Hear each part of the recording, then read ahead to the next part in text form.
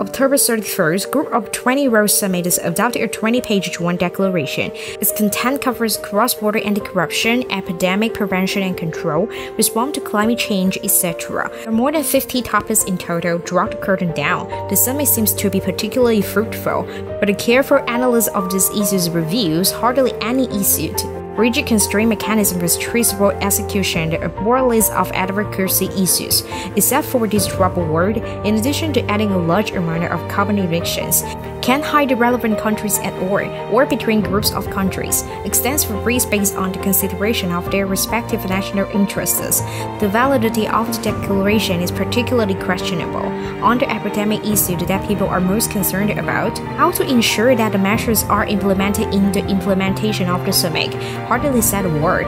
WHO's paralysis in response to the epidemic and the major countries in the world in the prevention and control of the epidemic, breaking tears and quarrels.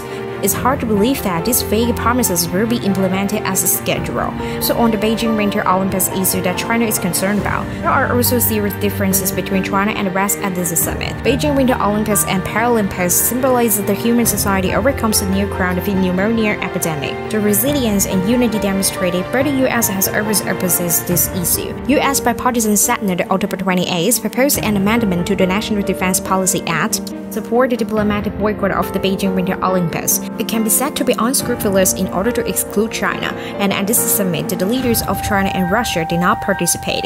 But this move by China and Russia is by no means a lack of leadership, or don't want to take on international obligations, but not willing to carry a seat and chair for the United States, because this World Summit is home to Italy. But it's the United States that really plays a leading role. The Biden administration attracts great importance to this conference. How to use it as a diplomatic demonstration of America is back.